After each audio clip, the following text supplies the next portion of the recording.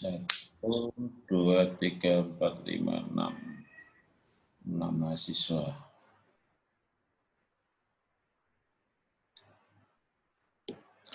Baik, bismillahirrahmanirrahim. Assalamualaikum warahmatullahi wabarakatuh.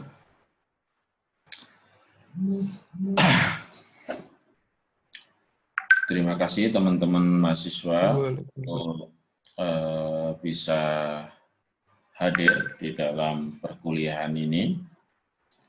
Kali ini saya coba untuk mendiskusikan terkait politik tata ruang kota. Ya. Jadi tata ruang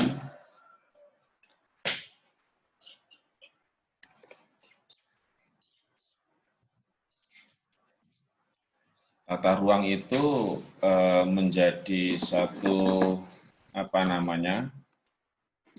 satu space untuk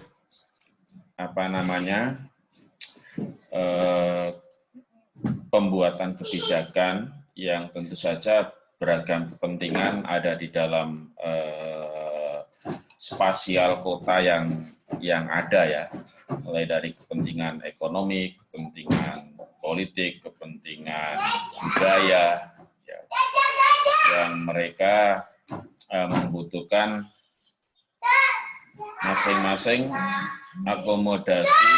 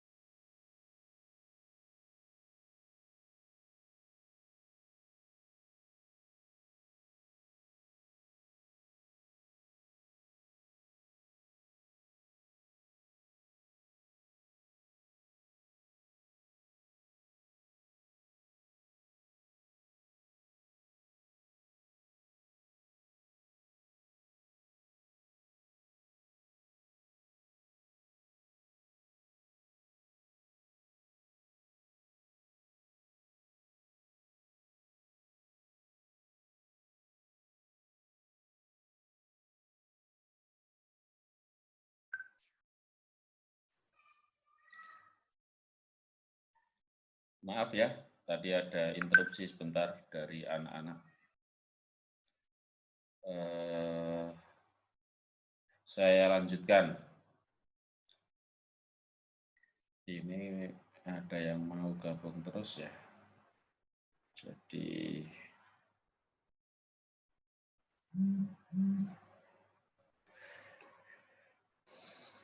oke.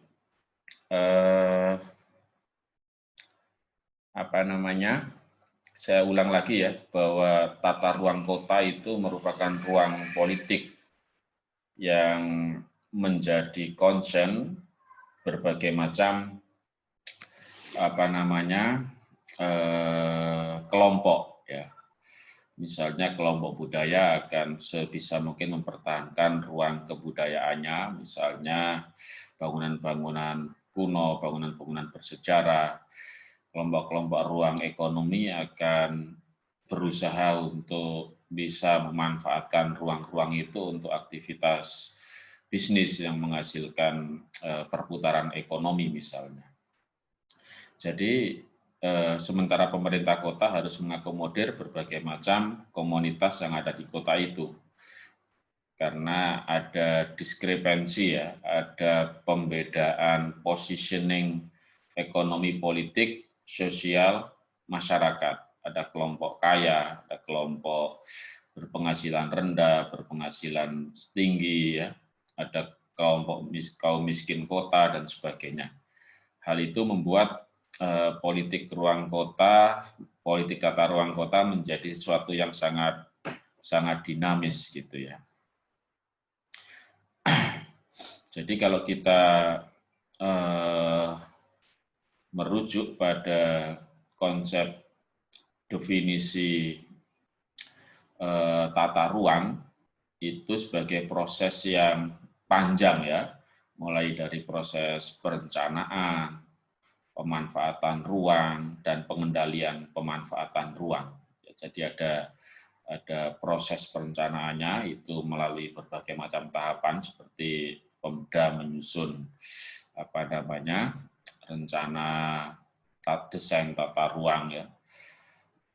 Kemudian bagaimana itu bisa melakukan pemanfaatan ruang-ruang, lalu pengendalian pemanfaatan ruang. Harus ada pengendalian ya.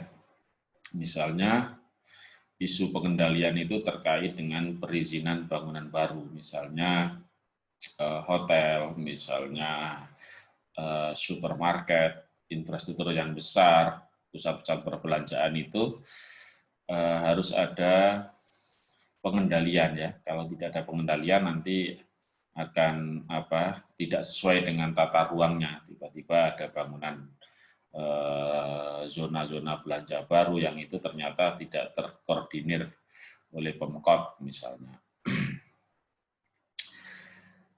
Dan kawasan perkotaan itu sebetulnya kalau definisi terbaru ya, antara kota administrasi dan perkotaan itu sebagai suatu yang sudah cair ya. Misalnya kita bilang perkotaan Jogja itu bisa sampai Jalan Kaliurang yang itu secara administratif sudah masuk Sleman, bisa sampai Gamping yang secara administratif itu sudah masuk Sleman, atau Kasihan misalnya sudah sampai Bantul gitu ya. Jadi kawasan perkotaan itu sebagai suatu yang sudah di luar batas-batas administratif, karena gejala kota itu sebagai gejala bukan hanya batas-batas teritorial, tetapi ruang-ruang yang semakin melebar gitu ya, atau disebut dengan urbanisasi dalam konteks karakternya itu sudah seperti kota. Kasihan itu ya di situ dari dulu posisinya, tetapi mungkin sudah mengalami proses urbanisasi dengan adanya fasilitas-fasilitas transportasi, Trans Jogja, mungkin nanti ada pusat-pusat perhotelan, pusat-pusat belanja, maka dia akan secara karakteristik sudah menjadi kota. Itu urbanisasi yang makna urbanisasi yang baru ya. Kalau dulu kan orang harus hijrah, orang harus berpindah dari daerah rural ke kota gitu, yang padat gitu. Sekarang diem aja sudah bisa mengalami gejala urbanisasi atau menjadi urban. Ya, mulai dari pola pikir, cara konsumsi, gaya hidup, ya, apalagi kebudayaan kota yang itu sudah berada di ruang-ruang yang secara administratif sebetulnya masih disebut desa gitu ya. Jadi penataan ruang secara ideal itu memang spiritnya adalah mengalokasikan atau mendayagunakan sumber daya. Ya. Jadi misalnya zona tertentu misalnya menjadi kawasan tempat berbelanja, zona tertentu misalnya di tepi sungai bisa menjadi kawasan pariwisata sungai. Zona-zona bangunan-bangunan klasik, bangunan lama bisa dipertahankan dan bisa menjadi wisata kota kota lama ya, seperti yang di Jakarta, di Surabaya itu ada wisata kota lama misalnya. Surabaya Tempo Dulu atau Jakarta Tempo Dulu itu bisa mendorong aktivitas ekonomi, bisa mendorong aktivitas pariwisata, budaya ya. Jadi tata ruang itu secara ideal, secara sederhana sebetulnya dimaksudkan untuk beberapa tujuan ya. Misalnya tata ruang itu didesain untuk mendukung pembangunan berwawasan lingkungan, yang kemudian berwawasan Nusantara, kemudian punya aspek ketahanan nasional. Itu ideal-ideal dari undang-undang sebetulnya, ya. Terus aspek tujuan yang kedua itu soal kemanfaatan, bagaimana ruang itu bisa bermanfaat. Bagaimana ruang itu juga punya kualitas, ya, untuk edukasi, untuk apa namanya, tadi alokasi sumber daya manusia, untuk pemanfaatan sumber daya alam, ya. Kemudian perlindungan, fungsi perlindungan, ya, misalnya ada hutan kota, ada bangunan lama, itu tata ruangnya tidak boleh merusak itu. Kemudian keseimbangan antara program kesejahteraan dan keamanan. Ini penting, ya, keamanan bukan hanya dari aspek kriminalitas, tetapi juga misalnya aspek keamanan gedung. Misalnya di area pemukiman yang sangat padat, rumah-rumah perkampungan biasa di tengah kota, mungkin sangat berbahaya ketika ada bangunan yang sangat tinggi, ada di sekitar pemukiman-pemukiman sederhana misalnya. Kalau ada gempa misalnya, itu harus itu dari keamanan bangunan, ya. Tata ruang harus ada prosedur izin berapa tinggi maksimal bisa dibangun gitu, ya. Karena itu juga harus menghitung dampak-dampaknya. Jadi ruang lingkup perencanaan itu mulai dari prosedur penyusunan rencana sampai penetapan rencana itu ada proses di dalamnya, ya, ada proses. Dan ada tiga, seperti yang saya katakan tadi, ada tiga interaksi, ya, mulai dari perencanaan, pemanfaatan, dan pengendalian. Itu kalau sudah prinsip, ya. Karena kenapa ada pengendalian? Karena dalam pemanfaatan mungkin ada penyimpangan, ya. Perencanaan dimaksudkan untuk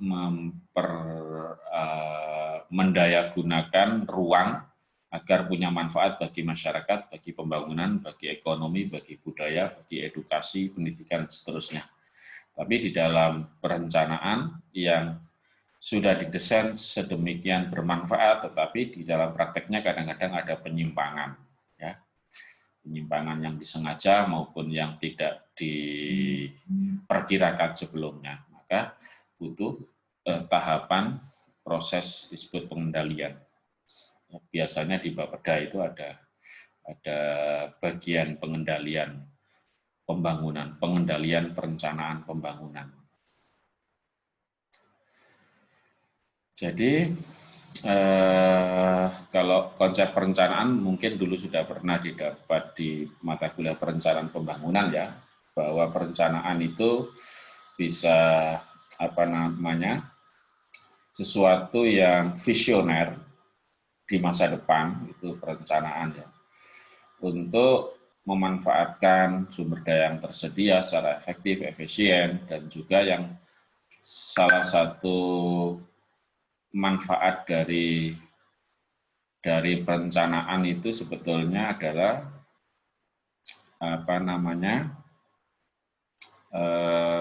kemampuan untuk mengantisipasi kendala-kendala yang mungkin akan terjadi di masa depan. Sampai di sini bisa dipahami teman-teman mahasiswa?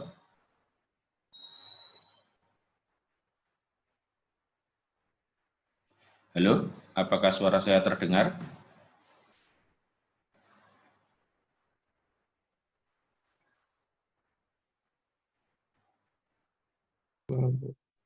Halo Pak, bisa Pak. Bisa, ya, saya khawatir nggak terdengar aja ini. Iya, bisa Pak. Jadi perencanaan ruang kota itu meliputi beberapa hal, ya, mulai dari struktur makro, gambaran besar, blueprint kota itu kayak apa, ya, mana zona ekonomi, mana zona hutan untuk ekosistem kota, untuk ruang terbuka hijau, untuk daya serap biar tidak rentan banjir ya. Kemudian ada struktur mikro di dalam ruang-ruang yang lebih kecil ya, bagaimana RT berkontribusi pada keseimbangan ekologi kota misalnya, agar tidak terjadi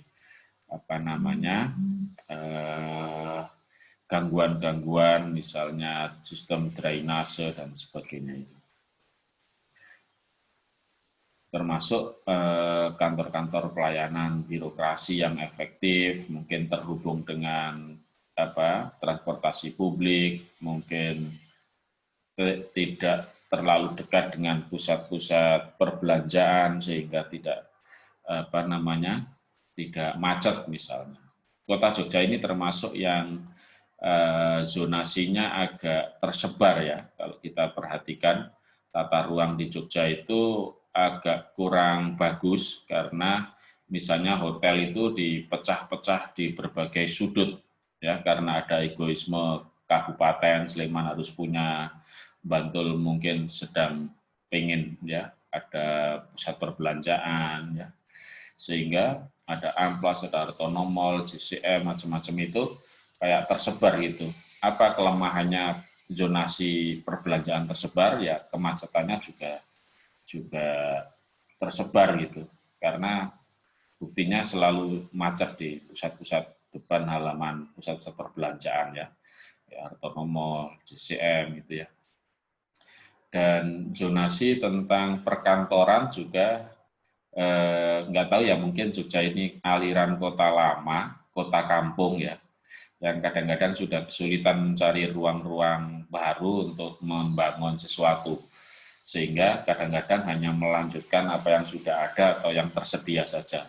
Sehingga Malioboro itu ya pusat perkantoran sekaligus pusat belanja misalnya. Itu menjadi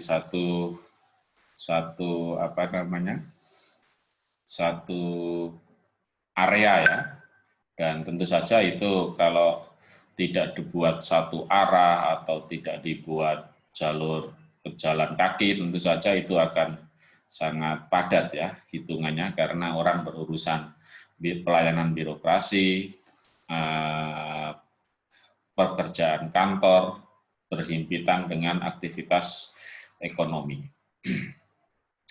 Terus ada perencanaan penggunaan lahan, ya itu bisa sebetulnya blueprint-nya itu harus jangka panjang ya, nggak bisa 5 tahun, mungkin 25-30 tahun harus dievaluasi ya, karena kadang-kadang tergantung wali kota kadang-kadang ya, memberikan izin bangunan-bangunan baru, gedung-gedung tinggi, tapi tidak ada di dalam desain awal ya.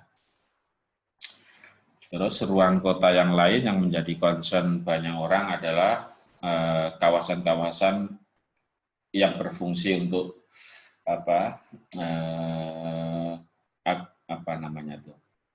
untuk keamanan lingkungan hidup, misalnya hutan kota, ruang-ruang terbuka hijau yang semakin banyak kota mengalami semakin berkurang ya.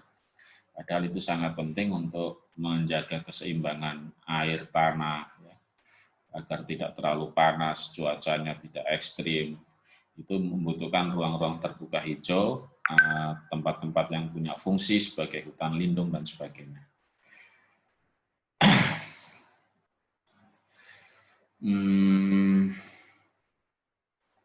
Saya agak skip dulu ya. Oke. Kepentingan publik di dalam perencanaan itu apa? Ya. Kepentingan publik di dalam perencanaan. Jadi pemerintah kota membuat rencana itu ya memang harus memperhitungkan kepentingan publik. Ya.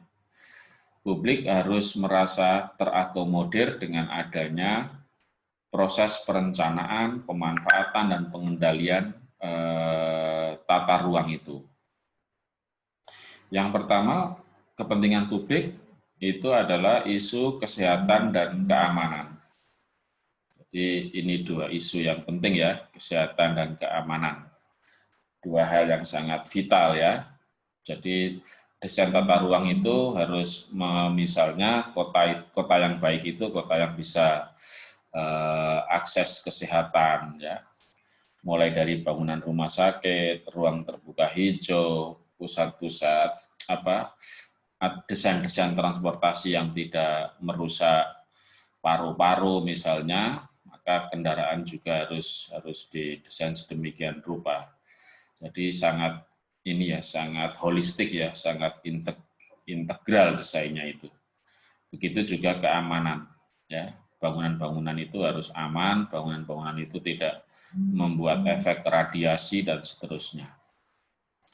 Terus convenient itu kepentingan publik terutama di dalam kota-kota yang sudah advance, unsur kenyamanan itu sangat dituntut oleh masyarakat luas ya. Tapi kalau di kampung-kampung kota seperti tipologi di Indonesia, kadang-kadang publik tidak terlalu menghiraukan kenyamanan itu karena ada persoalan lain yang lebih serius, misalnya aspek ekonomi. Makan aja susah kok apalagi mencari kenyamanan gitu ya. Jadi ada situasi yang berbeda antar kota-kota di berbagai negara itu. Terus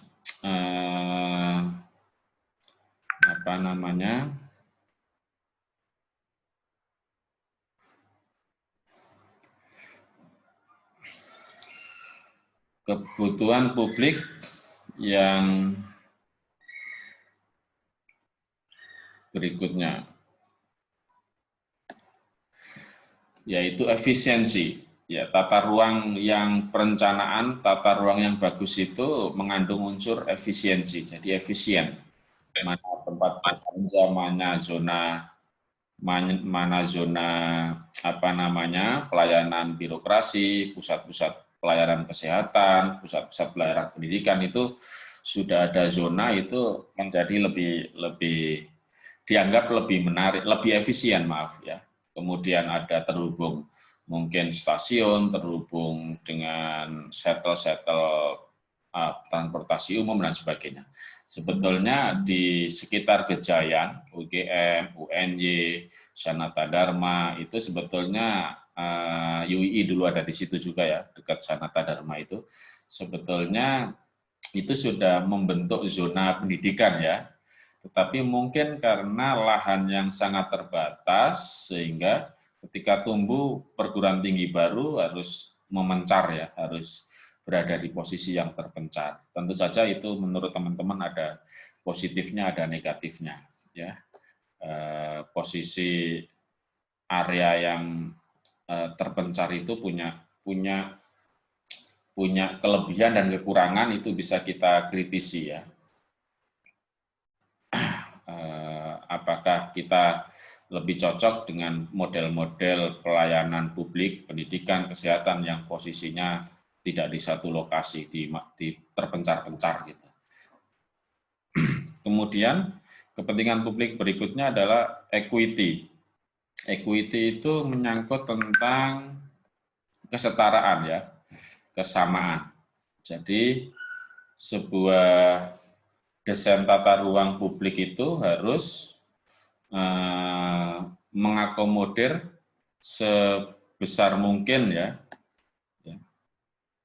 mengakomodir sebesar mungkin kepentingan masyarakat sebanyak-banyaknya gitu ya, itu equity. Tidak boleh membuat tata ruang itu hanya untuk satu kelompok orang gitu ya.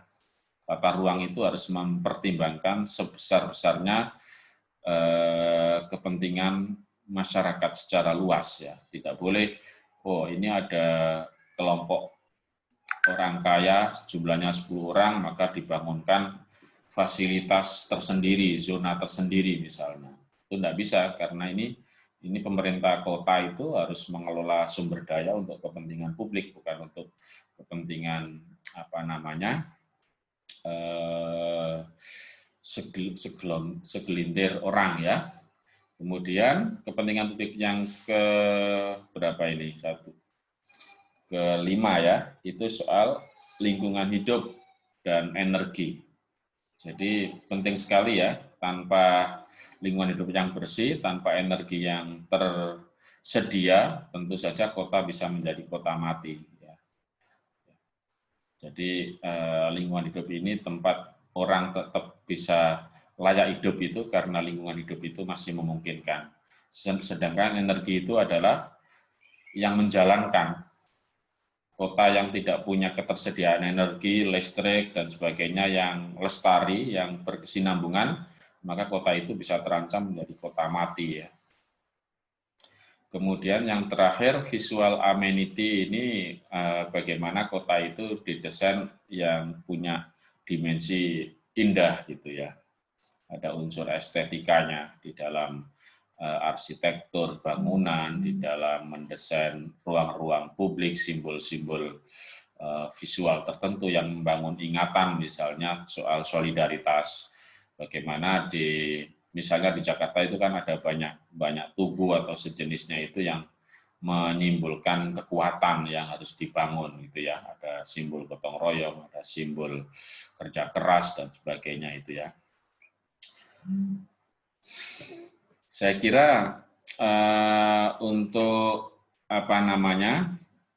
untuk materi hari ini itu cukup ya. Nanti kita bisa sambung lagi untuk mengisi beberapa materi yang masih kurang dan terutama untuk membuat paper akhir yang bagus ya. Itu tentu saja kita harus agak intensif untuk mengkonsultasikan tugas papernya ya. Nanti bisa juga jalur-jalur Japri ya untuk konsultasi paper. Saya kira itu teman-teman. Saya cukupkan ya untuk perkuliahan hari ini. Silakan nanti konsultasi paper akhirnya itu yang terpenting ya untuk bisa selesai di mata kuliah ini. Tidak terlalu sulit untuk menyelesaikan paper itu dan silakan berkonsultasi. Oke? Oke, Pak. Terima kasih, Pak. Siap, Pak. Oke, Adi, Nova, Lia, Dia, ya, yang hadir di sini, saya beri kesempatan untuk segera mengkonsultasikan tugas paper kelompoknya, sehingga lebih cepat, lebih bagus untuk menyelesaikan kelas ini. Nanti saya akan desain beberapa pertemuan khusus untuk bicara di kelompok ya, atau kalau sudah berada di Jogja, mungkin bisa janjian secara terbatas untuk bisa konsultasi. Gitu ya, teman-teman semua. Terima kasih. Ada yang ditanyakan atau nanti pertanyaannya bisa di grup ya. Kalau ada yang didiskusikan bisa tertulis atau bisa, karena ini sudah mau off, saya pakai akun gratisan ini. Gitu ya, teman-teman ya. Halo? Oke, Pak. Iya, Sedikit Ya, bertanya, Pak. sehat-sehat semuanya. Kita kelarkan perkuliahan ini secepatnya ya. Terima kasih. Assalamualaikum warahmatullahi wabarakatuh. Waalaikumsalam. warahmatullahi Terima kasih, Pak. Oke, Terima kasih, Pak David. saya share materi saya. Ya, Pak Pak. David masih di Zoom, mau tanya sedikit.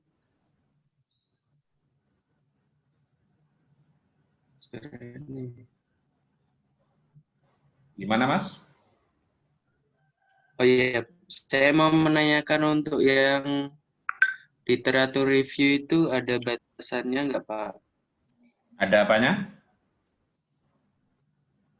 Ada batasannya nggak? Berapa jurnal gitu? Oke, kalau standar di prodi kita biasanya 5 sampai 10 referensi ya, 5 sampai 10 jurnal ya. Ya kurang lebih itu. Kalau skripsi itu 10 ya standarnya. Ya kita bisa bikin 5, antara 5 sampai 10 bisa. Yang di Google Scholar itu banyak itu untuk ambil topik-topik yang kita pilih ya. Oke? Baik, Pak. Oke, kita cukupkan dulu. Nanti silakan kita diskusinya di ini. Kalau ada topik yang tata ruang nanti bisa diskusi di WA ya untuk lebih jelasnya.